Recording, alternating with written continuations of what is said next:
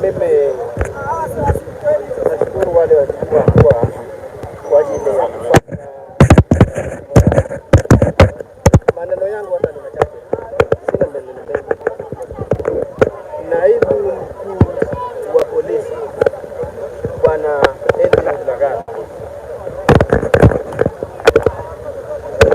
wewe ndiwe uliyetumana watu wako DCI waje nyumbani, waje wachukue mwanangu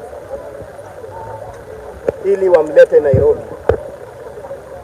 Kama mkuu wa polisi naibu, kwa heshima ambayo ninaheshimu nayo katiba ya nchi hii yetu ya Kenya, pamoja na heshima ninayopatia watumishi wa serikali ambao wanatumikia nchi hii yetu, nilipeana kijana wangu kwa heshima hiyo mkononi mwako, maana nilipata habari kupitia kwa watu uliowatuma waje wamchukue yeye. Baada ya kukabidhi huyu mtoto kwako, maana hawa ni watu uliowatuma tu, leo hii matokeo inatokea kwamba mtoto wangu amekufa kwa majeraha ya kupigwa. Nahitaji unieleze kwa nini ulimuua mtoto wangu.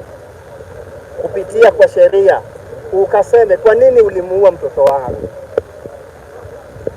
Alikukosea nini ambayo inagharimu kifo chake?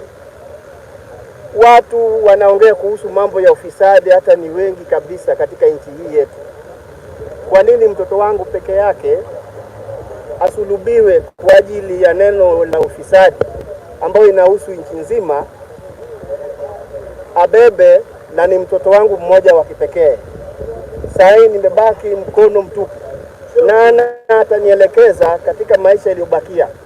Mtoto wangu nimemsomesha kwa taabu katika kaunti ya Kilifi kwa kazi ya Kware, nikijinyima kwa ajili ya mtoto wangu kusoma.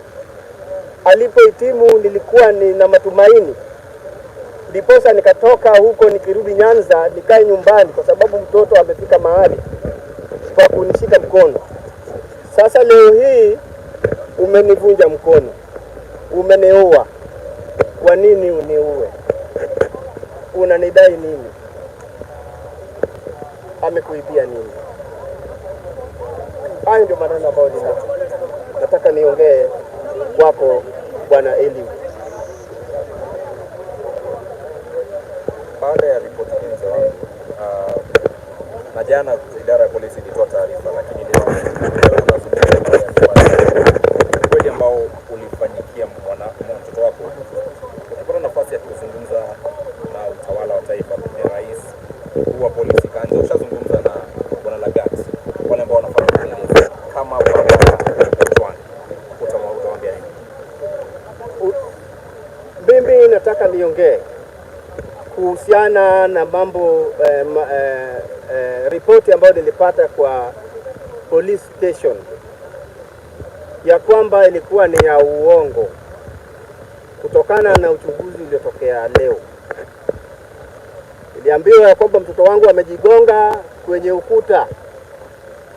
Nauliza swali, huku kwenye makwapa pia unaweza kufika kwenye ukuta huko juu kwa kugongwa? Huku kwenye kishogo na kwa magoti, haya anaweza kufika huko kwenye ukuta huko juu kunakoonekana damu? Habari hizi zinamwendea tunayempenda rais wetu wa nchi hii. Tafadhali mzee wa nchi, tusaidie, nisaidie kama mwananchi anayetoa ushuru pia, na angalia haki kuwatendea wanyonge, sababu boma langu hata ilipigwa picha hata kabla kijana wangu kuondoka. Wakaona kwamba huyu ni mfukara, hawezi kujitetea. Kwa hivyo lolote tunaweza kumfanyia mtoto wake ili kwamba iwe suluhu namna hiyo. Hiyo haibariki. Hiyo ni laana. Hiyo ni laana. Hiyo ni laana, tusaidie.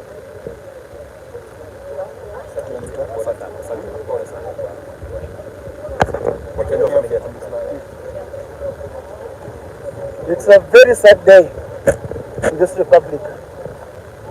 We are told